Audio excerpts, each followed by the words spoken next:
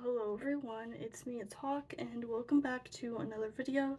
This topic may be triggering or potentially controversial for some because it deals with topics of mental health and coping with mental health. So if these things are triggering to you, I suggest you watch a different video or just click off. It's totally understandable. And apologies if you hear things in the background. My door's closed, but my family's listening to TV, so try to deal with the background noise as best you can. I also live next to a train, so things are going to get loud and a little bit background noisy, so please bear with me. But that's not the topic of today's video. Today's video does deal with 10 things that have helped me with my mental health. I do struggle with mental health, especially in regards to depression, anxiety, PTSD, and misophonia. So that's just not even including my neurodivergencies. So I just wanted to let you know that you're not alone, first off, and that there is help for those who need it. And I just want to tell you the things that have helped me with my mental health in case it'll help any of you, and just some caveats as well within those things, because of course not everything works for everyone, but if some of these things work for you, that's wonderful. So let's get into the 10 things that have helped me with my mental health. So number one, and I guess this is scripted, um, number one would be therapy and medication. So don't let anyone tell you that you're invalid or weak for seeking mental health or medical help for your mental health. Seeking mental health professionals or seeking medical help for your mental health is actually strong and empowering of you to do, especially when you recognize when you need help and going to get it. There's something strong in being vulnerable in that aspect and telling somebody that you need help. Even if your family or your friends don't understand, these mental health professionals by and large are there to help you out. So going to get help is important, especially if it's something that you do need potential therapy or medication for. It's important to seek professional help for that. And just know that you've got this. There's going to be ups and downs. You might cycle through therapists or psychiatrists, but eventually you'll find someone who resonates with you, and that will make a world of difference for you to learn new coping skills and really be helped with your mental health and be seen and heard. And that's just very important for people with their mental health. So that's number one. Number two would be houseplants or gardening. So houseplants can give you a feeling of responsibility in a good way and motivate you to keep going because they rely on us for survival, is how I see it. And research shows that having houseplants can improve mental health by lowering stress levels through suppression of sympathetic nervous system activity and lowering of blood pressure, and also promotion of comfortable, soothed feelings, according to a study on PubMed, which I should link in the description. I might. Yes, according to PubMed.gov, that houseplants and gardening can help significantly with people's mental health, at the very least through the lowering of stress and promotion of feel-good feelings. So that is something that's important, and I find personally that having houseplants does make me happier. Having this little thing that I care for just makes me feel like, I don't know, this nurturing being, and it makes me feel happy. It makes me feel happy. They just make me feel happy.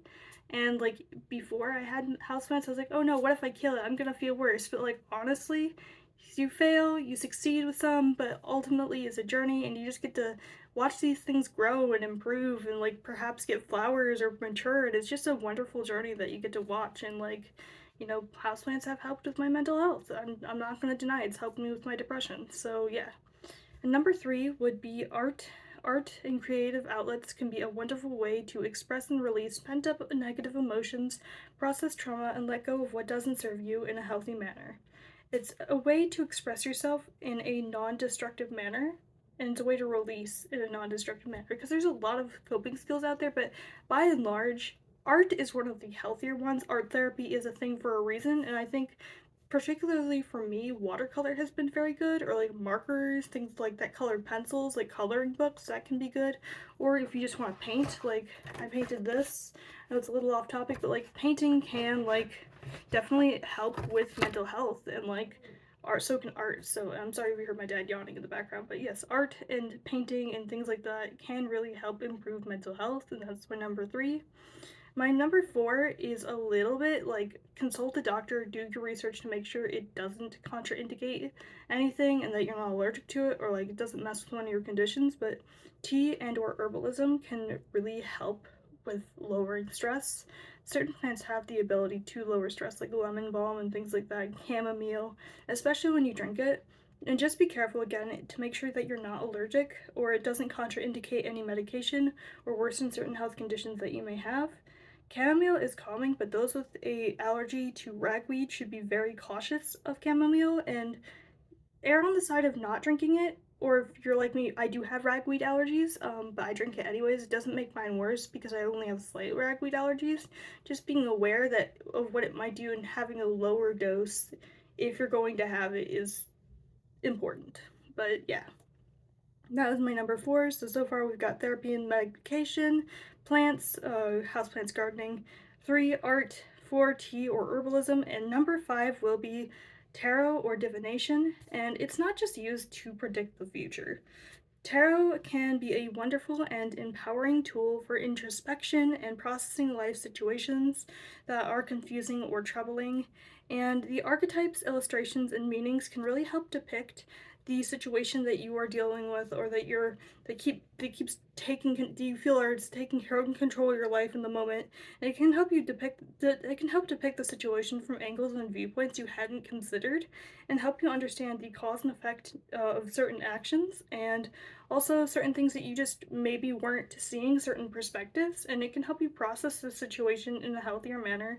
It helps contextualize situations from a fresh angle. It can tell you information that you need to hear, albeit not just what you want to hear. Sometimes tarot can be brutal in that nature, so just be aware that you're going to be kind of called out sometimes, but like it's for your own good that you hear what you need to hear, not just what you want to hear, because is through being seen like, oh yeah, I do this thing that's not so good for me or others. Being confronted with it in like a gentle nature with a card is a lot better than with like a person. So I find that that helps me like process and like change in ways that are needed, if that makes sense, so that that situation doesn't continue happening. So yes, tarot is another thing that helps. Number 6 would be music. Music is a good way of coping with unpleasant feelings, cheering you up, or making you feel heard or seen. It's a way of knowing that you aren't alone, which is a reminder we always need. It is able to provide messages that can help you get through tough times.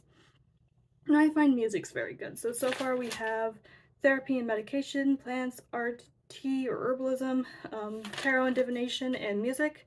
Number 7, this one may not be for everyone again, but is having some sort of like spiritual or faith. It's okay if you're atheist or anti-theist. I understand that's not for everyone, but um, just having, just, I will disclaimer this by saying, well, it's important to have like some sort of thing to help anchor you and ground you in this world, faith or otherwise. It's important to avoid unhealthy views that shame you for having rough mental health or conditions.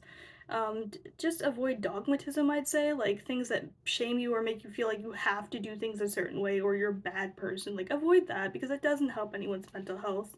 And spiritual bypassing, of course, which is kind of like on the flip side where you delve so deep into spirituality that you think that you can just bypass health conditions in an unhealthy way with spirituality, which I'd say is not the best thing. It's a bit of a slippery slope situation. It can lead to worsening mental health. So it's always important to just be aware of not spiritually bypassing, just not giving into dogma or unhealthy religious views that shame you for having a rough mental health time or conditions, and just be aware of that. But that being said, having spiritual, religious, or philosophical ideas, messages, and experiences have helped many get through tough times. It's okay if you're atheist or this doesn't resonate, but I found personally with my faith, I'm pagan by the way, and experiences with my deities and spiritual team has helped me feel supported, not alone, right, and ready to take on life's challenges with a newfound motivation.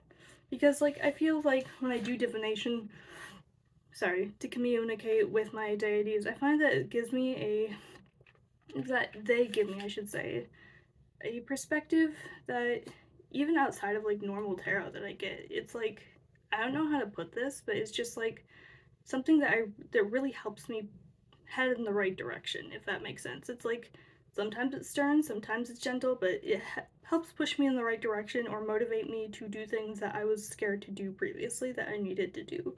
So having a faith, be it like or like just in general a spiritual or philosophical idea. It doesn't have to be like religious or spiritual. It can be just like philosophy. Like having that something to anchor you to and ground you is really important. So that is number 7 is faith. So number 8, again, this won't be for everyone, but for me, crystal healing has helped me. I know that this isn't for everyone, but working with crystal healing energies, be it placebo or otherwise, have helped me feel more grounded, rejuvenated, focused, motivated, and overall just more positive and uplifted. Obviously, do not replace like therapy or medication with like crystal healing or the one before that faith, but like, when used alongside those things, it can be fantastic and also can be really great in meditation, which, while not one of the points that I touch on, meditation is also really good for mental health. So keep that in mind. I highly advise those who might struggle with mental health to also meditate, and perhaps like crystals can help be a focal point in that meditation, so that could also help. So number 8 is crystal healing. And number 9 is kind of ties into, I believe it was number 3. Yeah, number 3, which was art.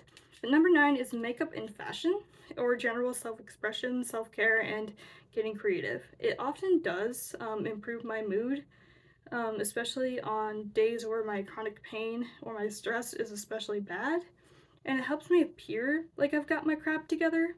But even if I am at the time a hot mess, it's not quite masking, but it's almost like a glamour. Like to others, I appear like I have it together, but like even if I don't actually have it together in that situation, it helps me navigate the situation as if I had it together a little better. It helps me feel more empowered, um, generally, and it helps me fake it till I make it, essentially, is what I'm trying to get at. Like, even if I don't actually have my crap together in that situation, dressing and like expressing myself through fashion and makeup can really make me feel more in the mood to do these things and more capable of doing these things. It's not that I need the fashion or makeup, but it definitely helps me feel empowered and like I've got this.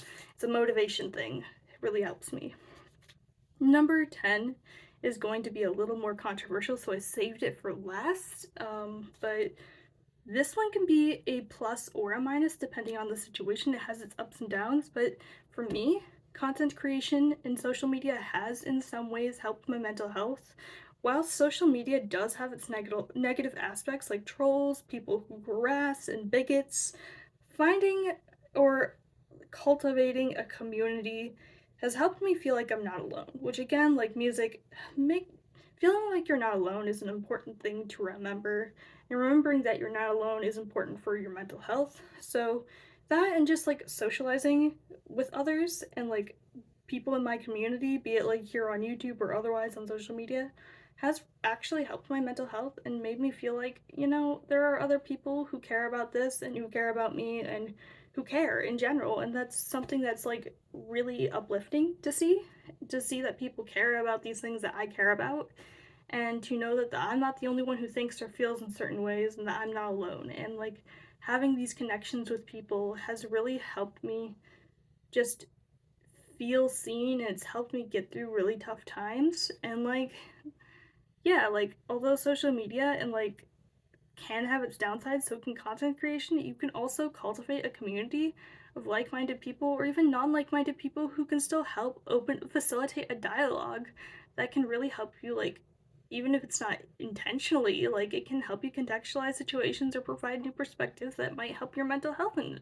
some ways. Like, I don't know how to describe it other than that, but like socializing in general can help with mental health. But don't forget to recharge, of course, especially if you're introverted or neurodivergent like me. So, yeah, with that being said, that concludes the 10 things. And if you to go over that again, number 1 would be therapy and medication, 2 would be plants, be it houseplants or gardening, 3 is art, 4 is tea or herbalism, 5 is tarot and divination, 6 is music, 7 is faith or spirituality, philosophical beliefs, something of that nature. Um, 8 is crystal healing, 9 is makeup and fashion or self-expression, and 10 in some aspects is going on social media or content creation, generally just socializing. So I hope this video was helpful, and I hope you know that you're not alone and that you can make it through these tough times that you're having with your mental health. And even if you're not, hey, if you have a bad mental health patch in the future, this video might help in some way. Some of these things might help. So, like, know that you're not alone, that you can get through this. Yes, it's going to be hard. It's gonna feel like an uphill battle at times, but you gotta make that climb. You know what I'm saying? Like, you really gotta just be strong, because how will you know if things get better if you don't see it through till it gets better? You know what I'm saying? Like, you gotta see things through to make sure to know that they're gonna get better, because they will get better. You just gotta live to see that through. So, that being said, you're not alone. I hope this video helped. This is Hawk signing out, and thank you for coming along with me on this part of my journey. Have a wonderful day. Stay magical.